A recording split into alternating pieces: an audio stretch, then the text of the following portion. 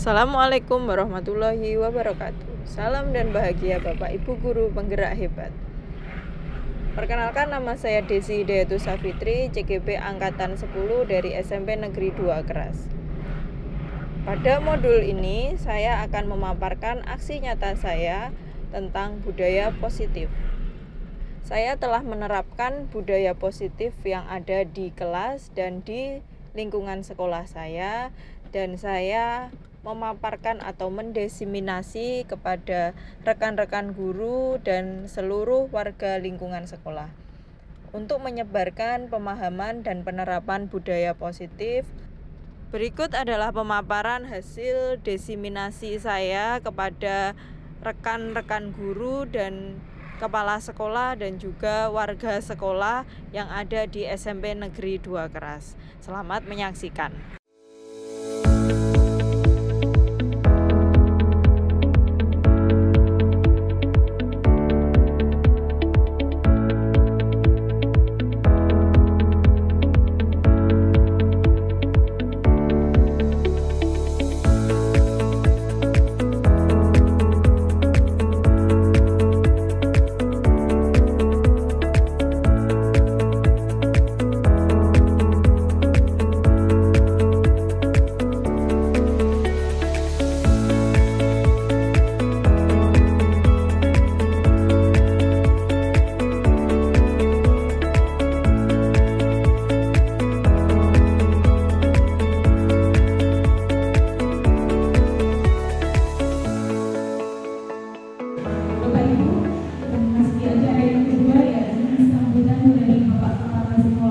Kepada Bapak Sujiwo SPD selaku Kepala SMPN 2 Keras disilakan.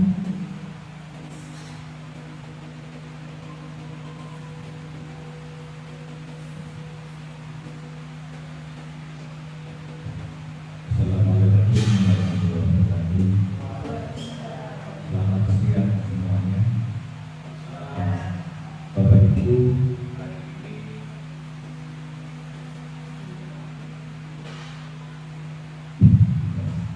Bapak Ibu, hari ini kita akan berdiskusi dalam rangka diseminasi aksi nyata untuk pemahaman budaya positif. Nanti beliau akan menyampaikan hal apa yang berkaitan dengan budaya positif. Semoga kita bisa menerima, kemudian menyimpulkan dan syukur bisa melakukan menerapkan di kelas kita. Karena budaya positif ini adalah sesuatu hal yang sebetulnya sudah kita lakukan. Hanya saja mungkin kita tidak tahu bahwa istilahnya ini budaya positif. Tapi tujuan dari budaya itu adalah untuk membuat pembelajaran menjadi menyenangkan bagi siswa, kemudian juga enak bagi guru, karena nanti akan ada antara siswa dengan guru itu harus bersinergi di kelas. Monggo nanti kita simak bersama, kita bersamai beliau, semoga hari ini ada manfaatnya. Terima kasih. Wassalamualaikum warahmatullahi wabarakatuh.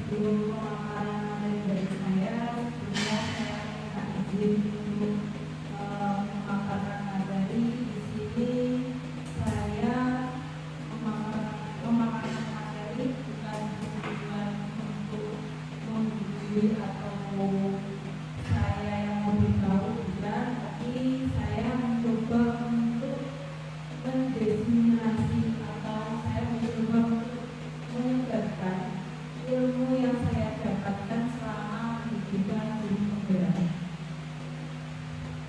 Dalam pendidikan guru penggerak, kami dikasih wawasan atau memahami materi tentang budaya positif. Saya harapkan dari pembelajaran saya di guru penggerak, saya bisa berkolaborasi dengan kandidat semuanya untuk menerapkan ilmu yang saya dapatkan di pendidikan guru penggerak ini pembelajaran yang lebih baik lagi. Saya akan mulai untuk penerapan atau penyebaran pemahaman saya tentang budaya positif.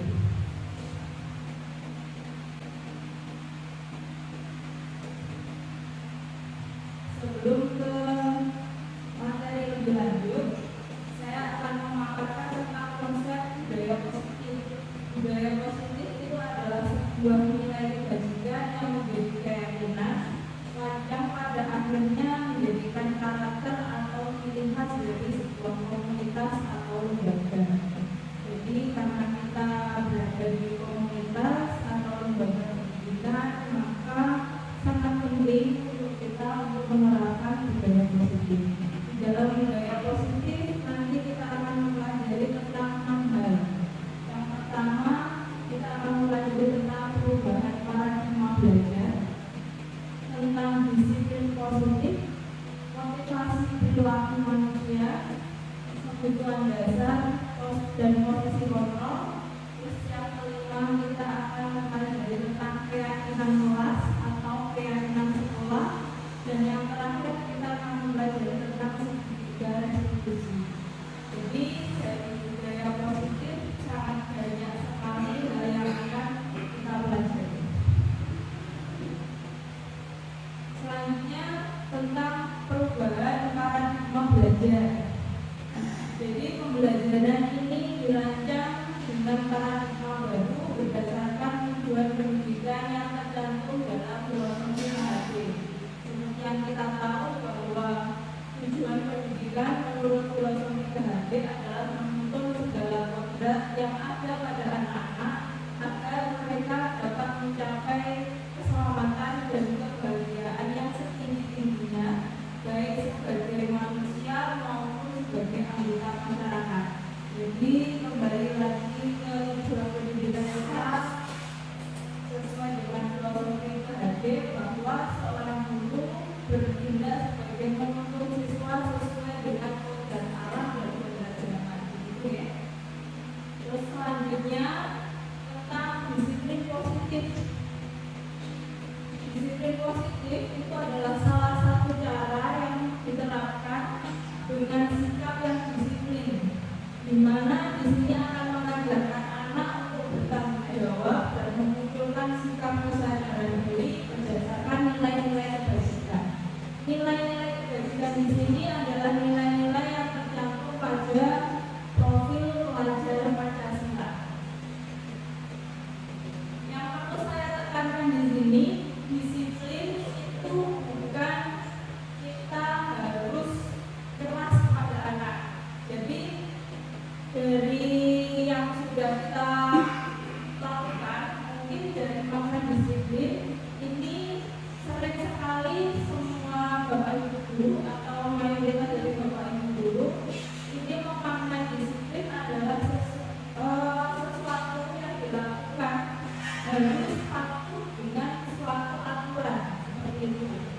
Jadi dari kata disiplin kita cenderung untuk menghubungkan dengan rasa ketidaknyamanan pada siswa. Dari kata disiplin biasanya kita menuntut siswa untuk selalu patuh pada aturan yang berlaku. Itu menurut sudut pandang dari mayoritas dari bapak ibu guru ya, jadi tidak semuanya. Tapi dalam modul yang saya pelajari di pendidikan guru penggerak, disiplin itu bukan seperti itu. Jadi seorang guru menuntut anak agar memiliki disiplin diri itu adalah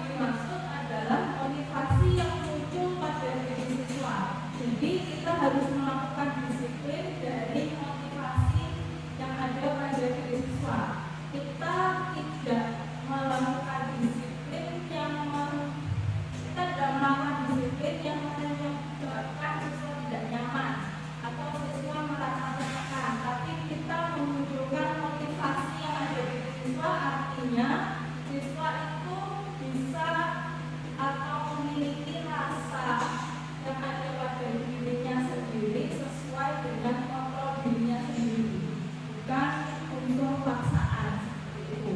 Jadi disiplin positif merupakan salah satu cara yang diterapkan sikap disiplin yang mengajarkan anak untuk bertanggung jawab dan memunculkan sikap kesadaran diri berdasarkan nilai-nilai kebajikan. Seperti itu definisi dari disiplin positif.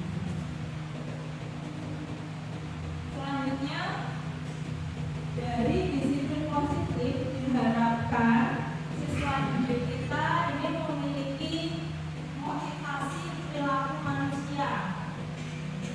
Apa itu motivasi? Motivasi yang ada pada diri siswa sebenarnya ada 3 hal. Yang pertama, motivasinya yaitu menghindari ketidaknyamanan dan hukuman. Jadi sebenarnya siswa didik kita itu untuk menerapkan disiplin positif dia memiliki 3 hal. Yang pertama, motivasinya yaitu menghindari ketidaknyamanan dan hukuman. Jadi sebenarnya siswa kita itu motivasinya untuk melakukan kegiatan disiplin yang pertama menghindari ketidaknyamanan dan hukuman. Yang kedua, mendapatkan penghargaan atau imbalan dari orang lain ataupun dari guru. Yang selanjutnya yaitu untuk menjadikan orang yang menginginkan atau menghargai diri sendiri dengan nilai-nilai yang mereka percaya.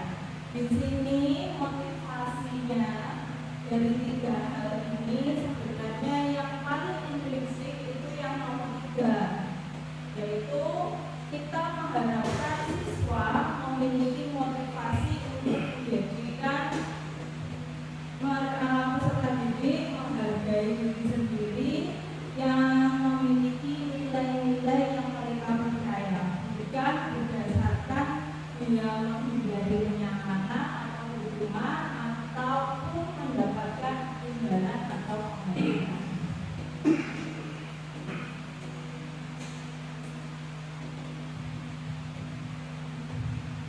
Dari sikap positif, disiplin positif dan motivasi dari siswa, kita harus juga mengenal tentang kebutuhan dasar manusia, bahwa semua manusia memiliki kebutuhan dasar, tidak hanya peserta didik, tidak hanya baik bapak guru maupun semua wali murid juga memiliki kebutuhan dasar sebagai manusia.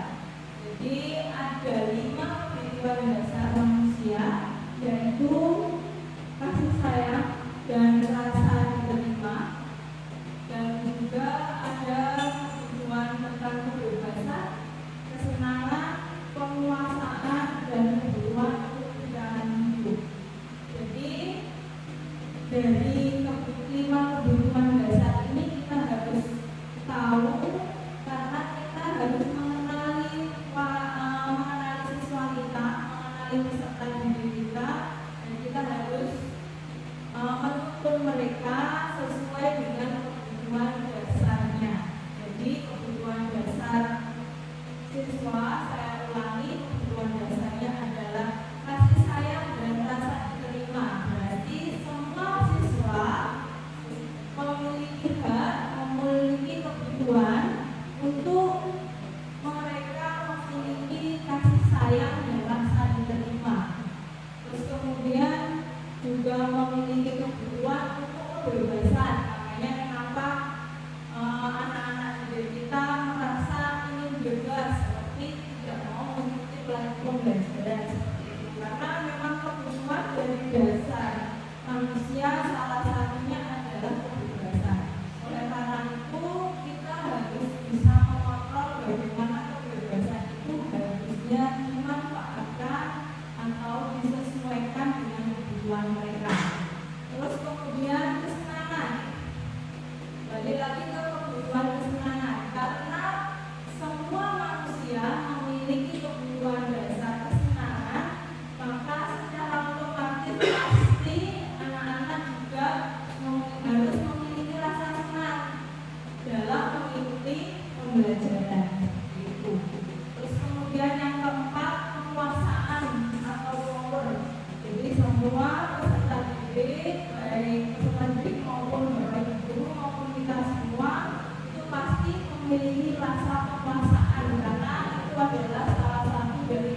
desa kita. Terus yang terakhir kebutuhan untuk bertahan hidup. Sangat kebutuhan dasar dari manusia ya. Jadi dari kebutuhan yang bertahan hidup ini saya taruh di poin 5. Kenapa? Karena dari keempat poin ini sangat sering untuk kita terima. Jadi yang kebutuhan bertahan hidup saya taruh di poin 5.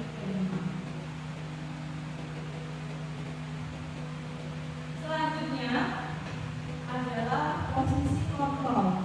Ini yang paling mendasar ya dari Bapak Ibu guru semua, dari posisi kontrol. Jadi Bapak Ibu guru dalam pembelajaran ini memiliki posisi kontrol. Kalau saya bilang ini bisa saya katakan sebagai emosi kita ada di sini. Jadi peran kita bagaimana posisi kontrol kita ketika menghadapi siswa itu dibedakan menjadi 5. Jadi ada 5 posisi kontrol dari seorang guru, yaitu yang pertama ada posisi penghukum, ada posisi pembuat rasa bersalah, ada posisi teman, ada posisi pemantau, dan ada posisi manajer. Jadi setelah ini nanti akan saya tampilkan video yang mengilustrasikan tentang kelima posisi kontrol tersebut. Jadi nanti saya minta setelah video yang saya tanyakan nanti kita sama-sama merefleksi kita berada di posisi kontrol yang berapa yang kita terapkan di siswa-siswa kita. Oke, berikut akan saya lanjutkan video tentang aplikasi penerapan posisi kontrol.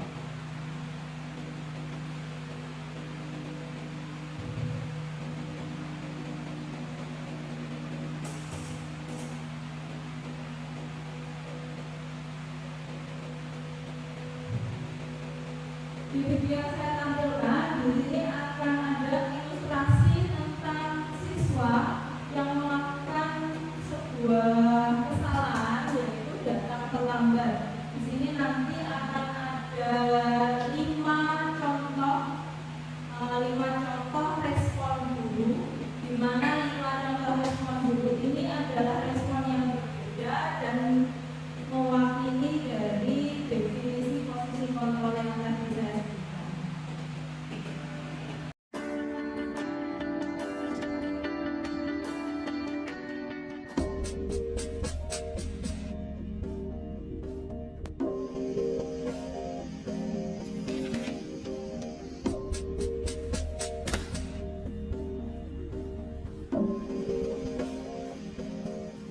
Naren! Sini kamu! Selamat pagi, Bu. Selalu terlambat. Kamu deh, pasti terlambat. Maaf, Bu. Saya... Apa? Apa coba? Alasan kamu apa lagi? Kapan sih kamu tidak terlambat? Malas sekali ya kamu jadi anak. Saya... Dasar pemalas. Gak kapok-kapok sih kamu. Sudah berapa kali terlambat? Sana, kamu keliling lapangan basket 2 kali. Kenapa saya harus keliling lapangan basket, Bu? Kenapa? Kamu mau lawan ibu? Berani-beraninya jawab. Sudah terlambat, masih berani jawab pula. Sekarang, keliling lapangan basket 5 kali sekalian. Biar kapok. Cepat. Pergi sana ke lapangan basket.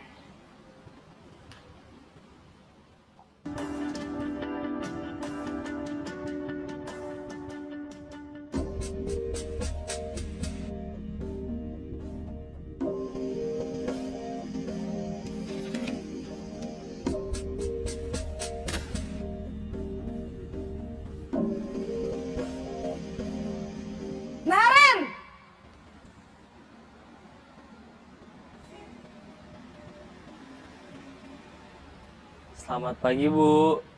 Naren. Kamu kenapa terlambat lagi, nak? Ya Tuhan, Naren. Kamu senang ya bikin ibu susah ya? Kalau kamu terlambat lagi, nanti ibu yang ditegur bapak kepala sekolah, nak. Disangka ibu tidak bisa membina kamu. Duh, gimana ini? Maaf, Bu. Duh, Gusti Naren. Kamu suka ya kalau ibu ditegur bapak kepala sekolah? Terus, sekarang ibu harus tulis apa ini di buku absen? Ini kamu sudah sering terlambat loh. Ibu harus apa coba? Maaf, Bu. Maaf sekali. Ya sudah, lain kali jangan bikin ibu susah lagi ya nak ya. Ibu tidak akan kuat lagi kalau kamu begini terus. Bisa jantungan kalau ibu ditegur bapak kepala sekolah. Sana cepat ke kelas. Maaf ya, Bu. Maaf sekali.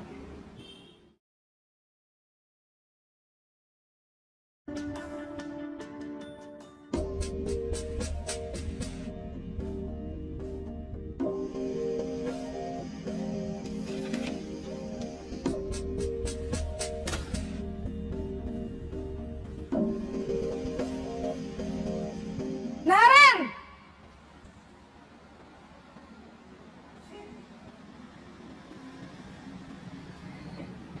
Selamat pagi, Bu. Wah, sudah jam berapa ini nak? Terlambat lagi ya sayang. Iya, Bu. Habis ibu saya lupa bangunkan saya, Bu. Kamu malah menyalahkan ibu kamu. Kamu bukannya anak yang larinya paling kencang.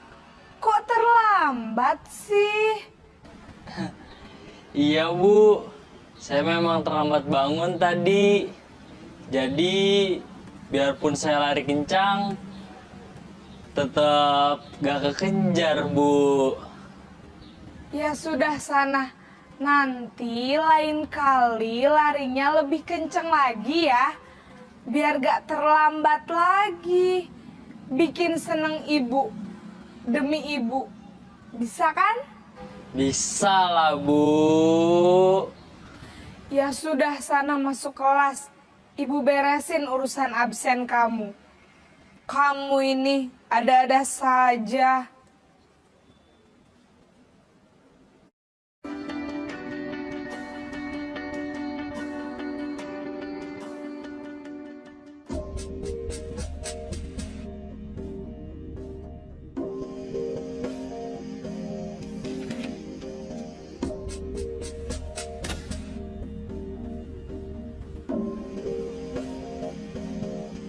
Naren!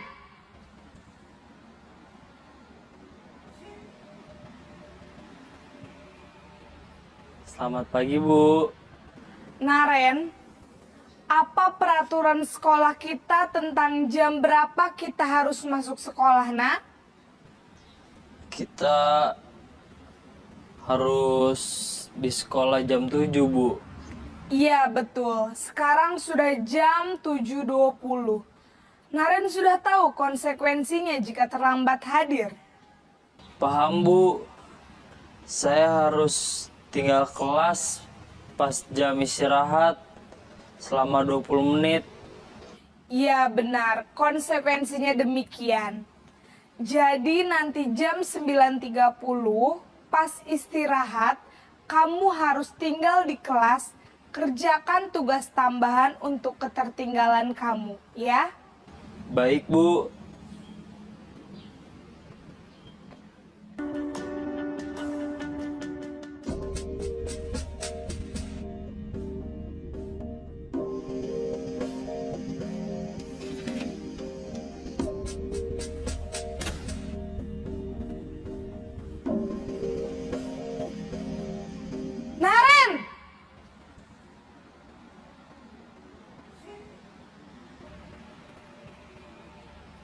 Selamat pagi, Bu. Selamat pagi, Naren. Maaf, Bu. Saya terlambat. Iya, sekolah masuknya jam 7, sekarang sudah jam 7.20. Jadi sekarang bagaimana ini, Naren? Maaf, Bu. Saya lupa setel alarm saya semalam. Baiklah, menurut kamu, keyakinan sekolah yang mana yang perlu kamu tingkatkan? Menghargai diri sendiri dan orang lain mungkin ya, Bu. Setuju. Jadi, apakah Naren meyakini prinsip saling menghormati tersebut? Iya, Bu. Saya meyakininya. Apakah Naren bersedia memperbaiki masalah keterlambatan ini? Bersedia, Bu. Bagaimana kamu akan perbaiki masalah keterlambatan ini? Saya akan coba untuk tidak lupa menyetel alarm saya, Bu.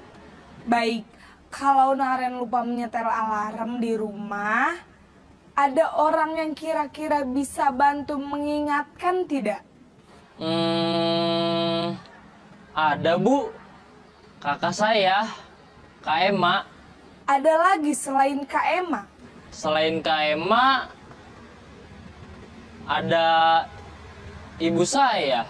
Baik, jadi yang mengingatkan Naren adalah Kak Emma dan ibu kamu ya?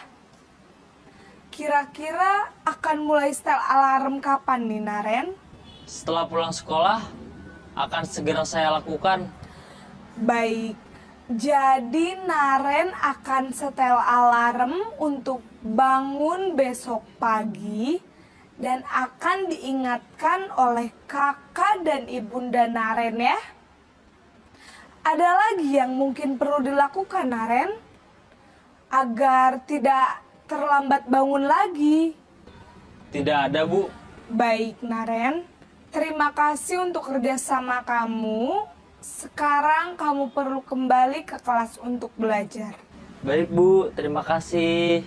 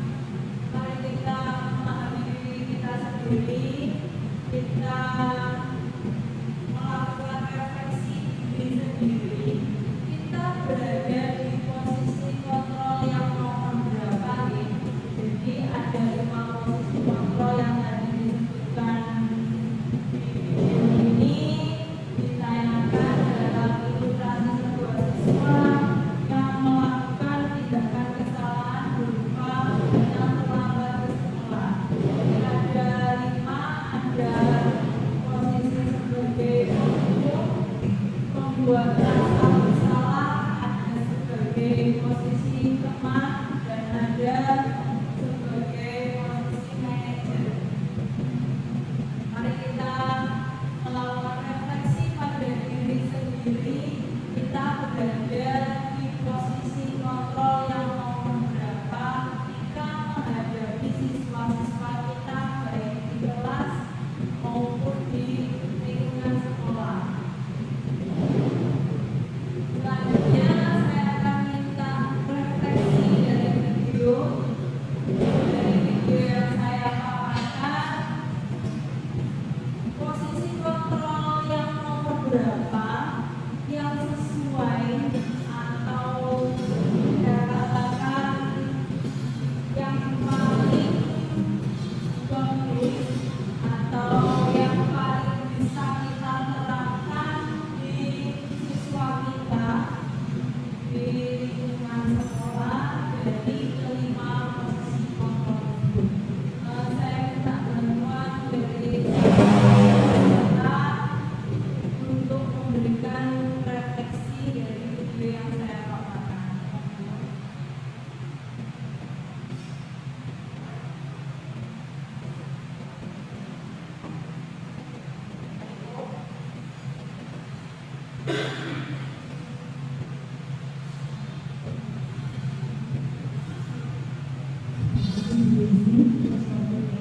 Kalau saya akan secara ideal, kalau kita lihat ideal, itu idealnya nomor 5 sebagai manajer. Tetapi kan di lapangan kita tidak hanya menghadapi satu macam karakter anak, ada bermacam-macam perlu dicermati juga bagaimana kita menerapkan anak ini. Saya rasa tidak ada yang paling baik dari semuanya, tapi juga tidak ada yang paling buruk. Kalau penerapannya menurut saya begini, tergantung melihat anak. Karena katanya sabar itu ada batasnya. Terima kasih.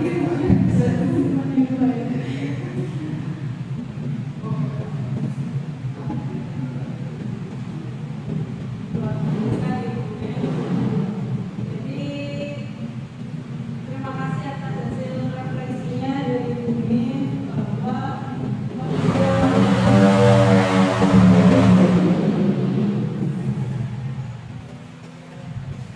posisi yang paling ideal itu adalah posisi kontrol sebagai manajer.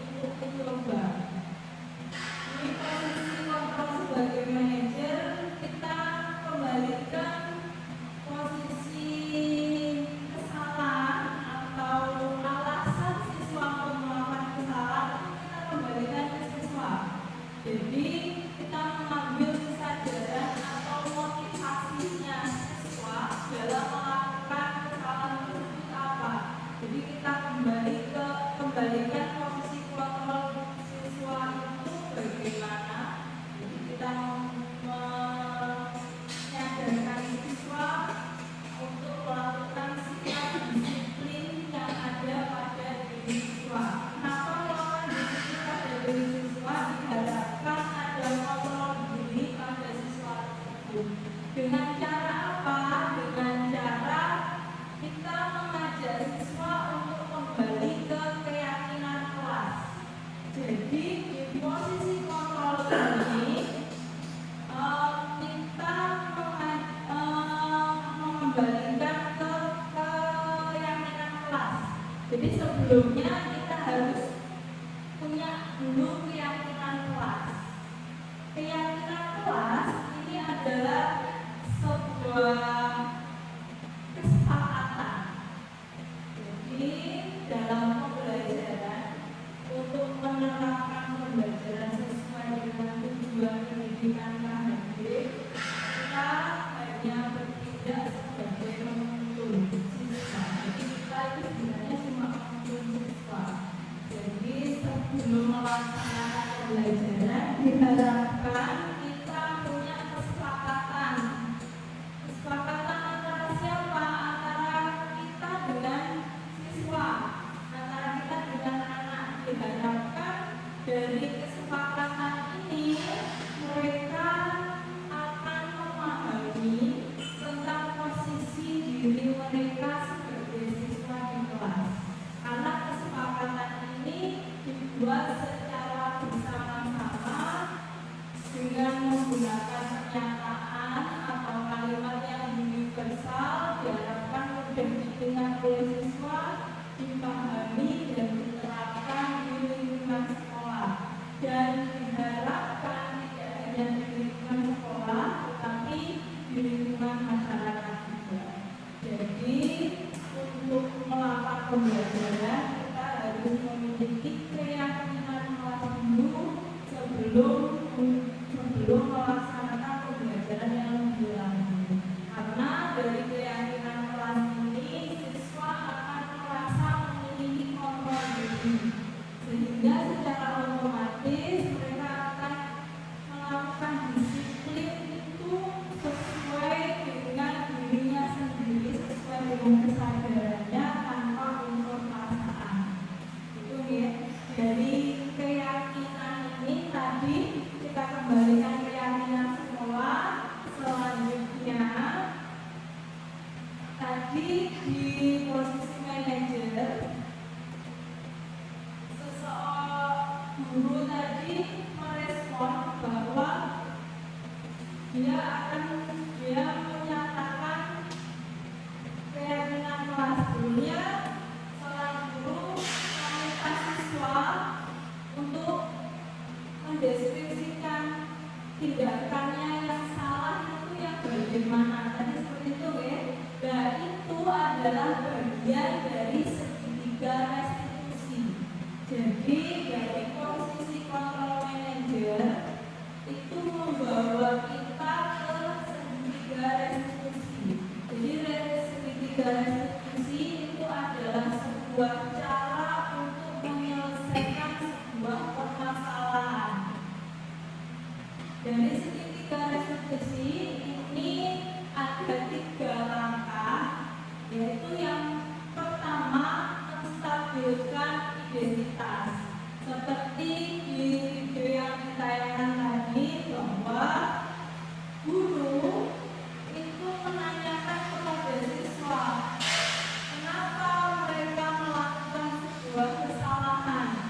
Jadi kita kembalikan lagi ke siswa. Kenapa kok dikembalikan? Tujuannya agar siswa tahu tentang posisinya, tentang kesalahannya. Itu adalah menstabilkan identitas. Terus kemudian ada juga yang kedua adalah validasi tindakan yang salah. Dari tindakan yang salah itu diharapkan seorang siswa mampu menyelesaikan permasalahannya sendiri. Jadi mereka tidak akan tergantung kepada guru Ini sangat bagus untuk penguatan karakter siswa. Selanjutnya yang terakhir yaitu menanyakan tentang keyakinan kelas. Tadi di dialog antara siswa dengan guru, seorang guru tadi mengembalikan ke keyakinan kelas. Jadi kita kuatkan dengan keyakinan kelas yang telah kita sepakati bersama. Dari segi restitusi ini 3 langkah ini adalah saling berkesinambungan. Jadi dari segi restitusi sangat baik sekali untuk diterapkan dalam penyelesaian masalah baik yang ada pada diri siswa maupun dari kehidupan kita sehari-hari.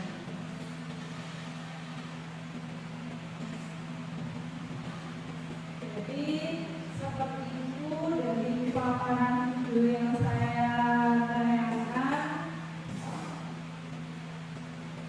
Diharapkan dari budaya positif yang saya paparkan ini kita bisa mengaplikasikan dalam pembelajaran kita di sekolah. Seperti itu. Sebelum paparan saya tutup, saya meminta refleksi dan umpan balik dari Bapak Ibu Guru. Saya minta perwakilan ya untuk memberikan refleksi dari paparan budaya positif.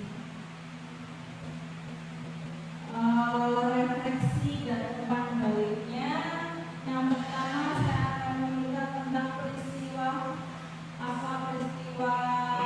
atau kegiatan kita hari ini, terus kemudian bagaimana perasaan kita mengikuti kegiatan hari ini, dan juga pembelajaran apa yang didapatkan dari kegiatan hari ini, dan yang terakhir adalah penerapan. Bagaimana penerapan yang seharusnya kita laksanakan setelah melakukan atau setelah kita berdiskusi dan kita mempelajari tentang budaya positif tadi. Mungkin ada perwakilan dari Bapak Ibu.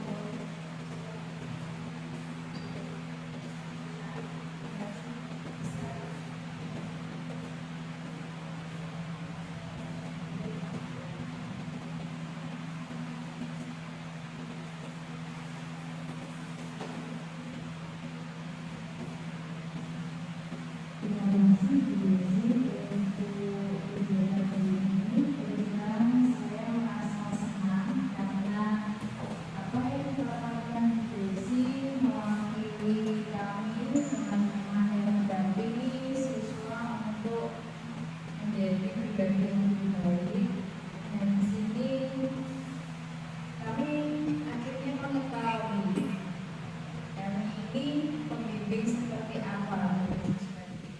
Terima kasih karena sudah memberikan materi ini, sudah memberikan kami dan refleksi kami saat menghadapi siswa saat siswa mengalami atau melakukan pelanggaran di sekolah.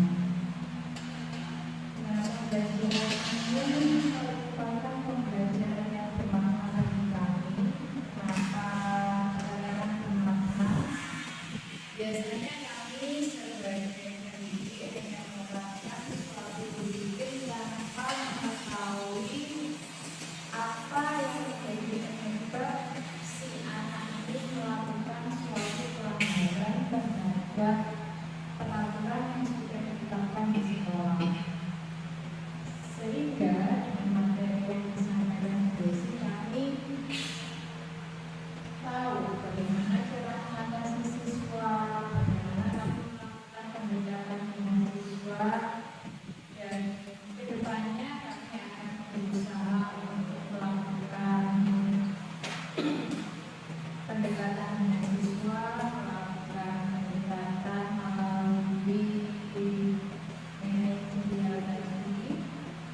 Kami berusaha untuk menerapkan yang terbaik untuk siswa dan kami akan berusaha untuk pengawasan kami melakukan perubahan supaya saat kami melakukan perubahan semua siswa juga akan mengalami perubahan yang lebih baik lagi. Terima kasih Bu Desi. Terima kasih atas referensinya.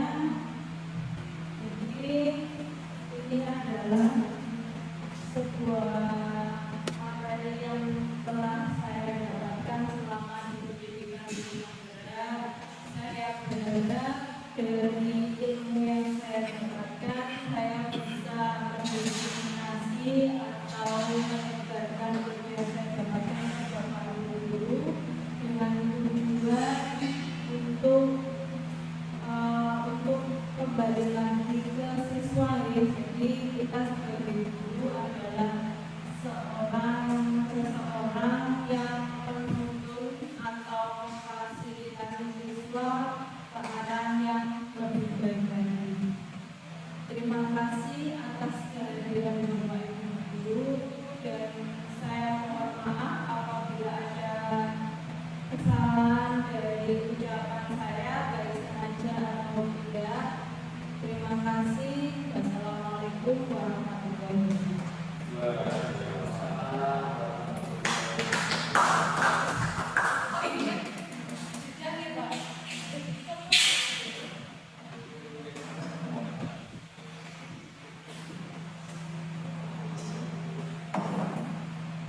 Terima kasih atas pemaparan yang menarik dari Desi Hidayati Safitri. Bapak Ibu yang berbahagia, alhamdulillah rangkaian acara diseminasi pada siang hari ini sudah terlaksana dengan baik.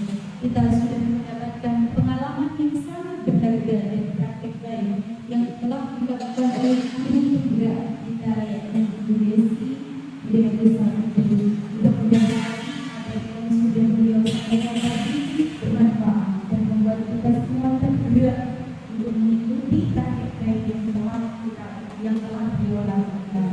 Dan akhirnya saya selaku pembawa acara untuk diri, terima kasih atas perhatian Bapak Ibu sekalian. Mohon maaf apabila ada kesalahan. Wabillahi taufiq wal hidayah. Wassalamualaikum warahmatullahi wabarakatuh.